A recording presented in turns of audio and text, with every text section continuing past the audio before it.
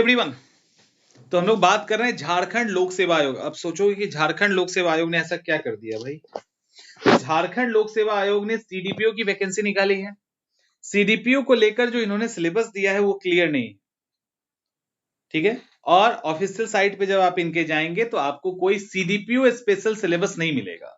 तो कंफ्यूजन क्या हो जाता है कि जब आयोग ये एग्जाम ले रही है तो आयोग का सिलेबस वही होगा जो जेपीएससी का है, जैसे बिहार में बीपीएससी का है। बट ध्यान रखिएगा कि जेपीएससी का जो सिलेबस है वो सिलेबस झारखंड सीडीपीओ पे लागू नहीं होता है। झारखंड सीडीपीओ का सिलेबस अलग बनाया गया है, जेपीएससी का सिलेबस अलग है।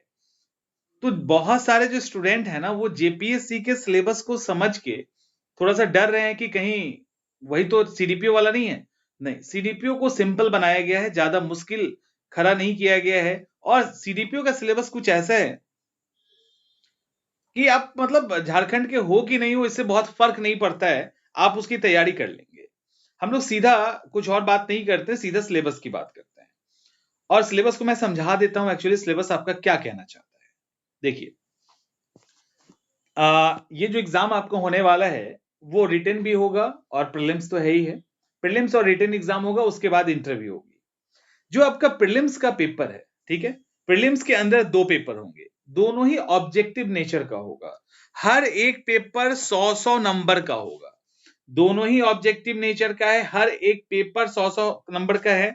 और टोटल मिला दीजिए तो 200 नंबर का आपका पेपर बनता है। पहला जो सेक्शन है उसके अंदर भारतीय और मतलब जो हिस्ट्री है, बेसिकली भारतीय इतिहास और भारतीय राष्ट्रीय आंदोलन, तो हिस्ट्री से सवाल पूछा जाएगा।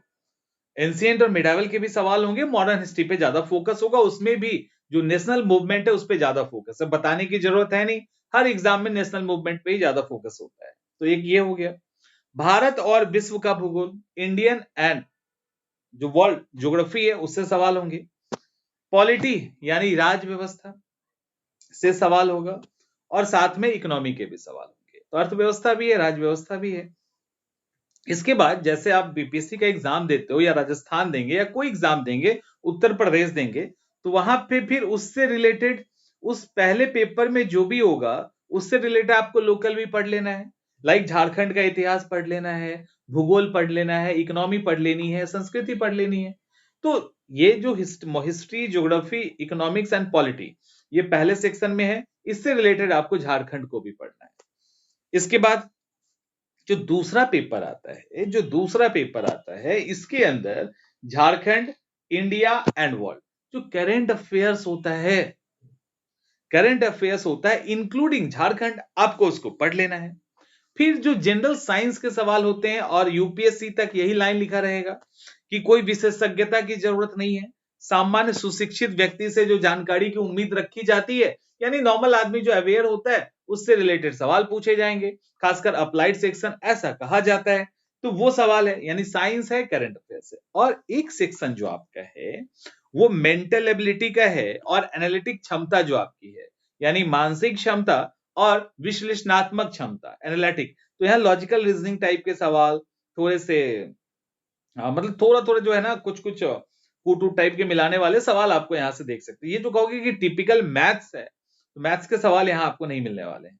ये अलग तरह के सवाल जो यूपीएससी पूछती है ना, थोड़ा थोड़ा थोड़ा थोड़ा, तो उसका लेवल वो तो होगा नहीं, तो आसान से सवाल आपसे यहाँ से पूछे जाएंगे। तो ये तो आपका प्रीलिम्स हो गया। दोनों हिंदी अंग्रेजी में, इंग्लिश में होगा, 2 घंटे की होगी, जिनको 20 मिनट। और यहाँ निगेटिव मार्किंग नहीं है, ठीक है, तो पूरा जाके तुक्का मारो। इसके बाद अब रिटन की जब बात आती है तो रिटन में हिंदी पहला पेपर होगा 100 नंबर का, ठीक है, 100 नंबर का। जैसे बीपीएससी के अंदर क्वालिफाइंग नेचर है ना, वहां भी क्वालिफाइंग नेचर है, 30 नंबर ले आइए और झंझट खत्म। तो जिनका इंग्लिश भी है उनको भी परेशान होने की जरूरत नहीं, 30 नंबर तो आप ले ही आओगे। और ये भी 10th के स्तर का है, लिखा रहता वही सब है, हिंदी में बहुत ज्यादा आपसे नहीं पूछा जाता मुश्किल, क्योंकि क्वालिफाइंग नेचर है ना। बस इसका मकसद ये होता है कि आप कम से कम हिंदी समझ सकते हैं कि नहीं। इसके बाद अब जब मेंस पेपर पे आएंगे ना, तो मेंस के जीएस का 2 पेपर है। इन लोगों ने दोनों को ना 100 नंबर में डिवाइड कर दिया है। यहाँ पे 300 होता है बिहार में, तो वहां पे 100 पे ही डिवाइड कर दिया है।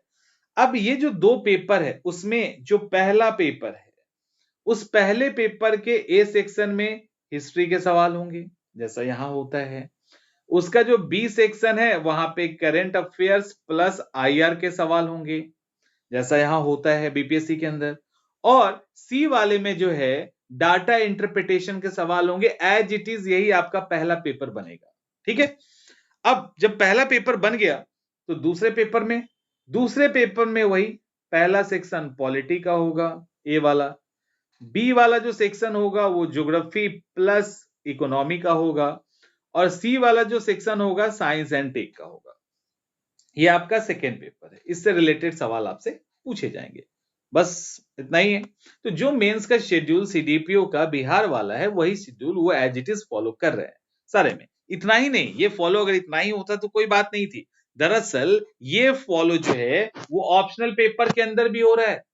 ऑप्शनल पेपर में होम साइंस, साइकोलॉजी, समाज शास्त्र और एलएसडब्ल्यू। अच्छा एक और बात यहां पे ध्यान रखिएगा, हम लोग एलएसडब्ल्यू, होम साइंस एंड सोशियोलॉजी की क्लास स्टार्ट करने वाले हैं 10 तारीख से। तो ऑप्शनल को लेकर जिनको अभी से तैयारी करनी है वो हमारे साथ जुड़ सकते हैं।